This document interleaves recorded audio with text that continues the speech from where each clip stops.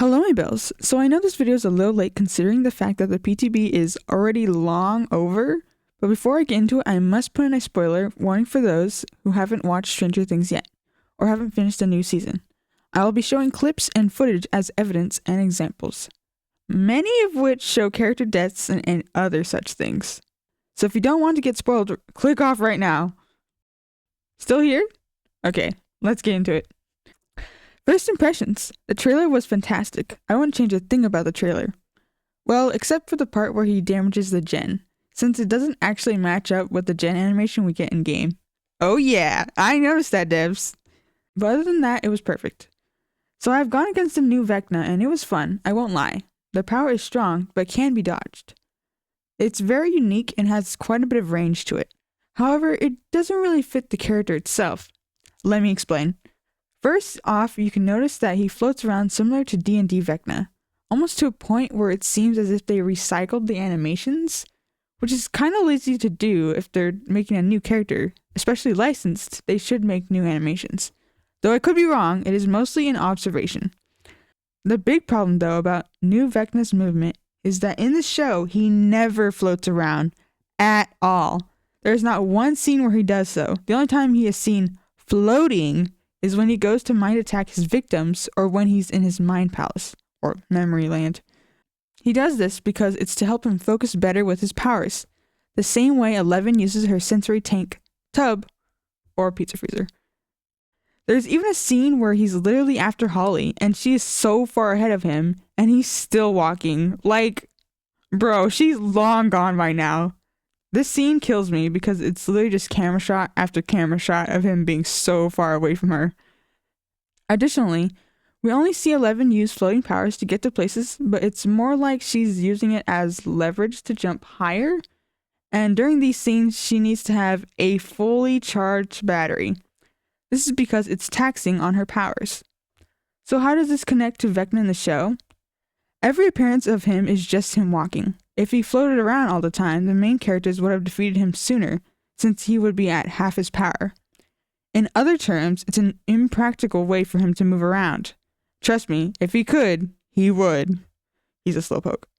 Secondly, he's not D&D Vecna when it comes to most of his power and abilities. The only reason he's referred to as Vecna by the characters in the first place is that the main group play D&D, so they like to use D&D names for the creatures for the Upside Down. We see this with the military and side characters in the show, as they just call them monsters, mutant dogs, things, demon, dark wizard, etc. So the developers need to understand not to approach this version the same way as the one we have in-game already. Oh, and I'm not done. He still has many other questionable designs. It really makes me wonder if the devs actually watched the show or have just seen clips and edits plus the theories. Although it's not entirely their fault since the Duffer Brothers started filming season 5 with half a script. Yikes. If that doesn't say something, I don't know what will.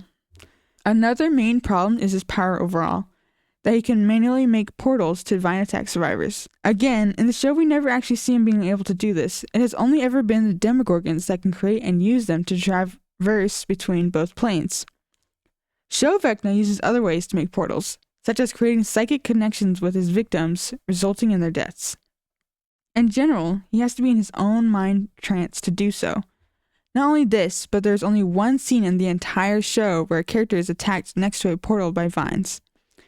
That character being Steve when he was checking the water gate and got grabbed. The characters have traveled through many different portals throughout the seasons, and only one time did they get attacked this way. Of course, you can bring up that moment they get strangled in the Creel house by Vecna, but that was when they were already in the Upside Down in the first place. And they were going to ambush Vecna in the attic, and he knew, and booby-trapped the area. Then there's the clock ability to decrease the timer for world break, which isn't bad at all, but it reminds me of another killer. And I got to thinking, and you know who would fit Vecna's power even better? Freddy. I mean, just think about it. Instead of tentacles coming out of the portals, it could be Freddy's clawed glove. Even in the movies, we can see that Freddy is able to manipulate the space around his victims to do things such as this. Freddy's power, as of right now, doesn't really fit him at all lore-wise. He's basically a shell of his movie versions, and that's putting it nicely. But I'm getting sidetracked. This video is about Vecna, so...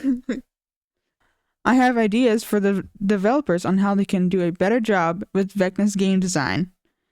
Obviously, I would change his ability to something we actually see in the show, which I'm surprised they didn't think to use as his ability in the first place. His hand attack. In several scenes in Season 5, he showcases a new ability where his left hand can extend. He uses this to try and attack 11 during their fight scene, as well as quickly kill a military guy during his entrance in an earlier episode. They could make that as his mini mori instead of his current one, because his current one seems more like a shorter version of his regular one. His main mori is fine though, since it's accurate to how he kills his victims, so I wouldn't change this. For his mind powers, he should be able to break pallets and generators even from a distance, with it working similar to Cloaked Wraith's mechanics. However, there is a certain amount of range he has, which can be changed depending on add-ons and such. Now, I remember in one of DVD's surveys, it was saying something about a killer ability being able to teleport survivors to a small minimap. I don't recall which survey it was, but they can do this with new Vecna. After attacking each survivor with his special attack, he can go into his mind trance, which will pull all survivors into the small minimap.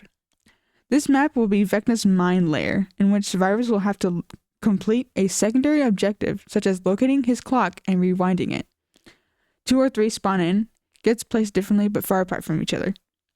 Vecna can chase after survivors in this map at a faster pace, with different vine hazards around that notify Vecna of players' locations. If a survivor gets caught and hooked too many times in this map, they will be in the frozen in place trance where Vecna can kill them with a mori. The map will have loops and things, of course, so survivors are not completely helpless if they get transported there. If the clock gets rewinded fully, survivors and the killer go back to the main map again. This is what I do to make him more lore accurate. Although it's a rough idea, I'd be glad to add more additional things plus details if the devs see this vid and use it for the game. Bonus is his in-game name. The First? Really? I get that it's supposed to reference that he was the first test subject. However, he's never really referred to as that in the show.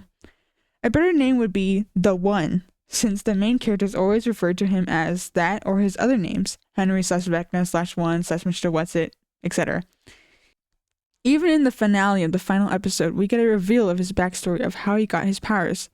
And he comes to a conclusion and says, "We are one." He literally calls himself one, as he considers himself one with the Mind Flayer. It would make much more sense to use the one instead, but I understand if they don't change it. Anyways, that's all I got for what I would change about Stranger Things Vecna. His model and the survivor models are pretty good, I think at least. I might make a video in the future about other killer abilities I would change to make them more lore accurate. I'm looking at Michael specifically since they really butchered him with that last power change. Don't worry, I'm still working on both crafting projects. It's not easy hand sewing something really small, especially since the fabric is very delicate. If you don't know what I'm talking about, I made a few mini posts on my channel that explain how I've been busy working on some art projects, sewing 2 different in-game outfits. I will finish working on my bigger project when I'm done with the smaller one, with an update in the small project vid. But as always, jingle on, gamers!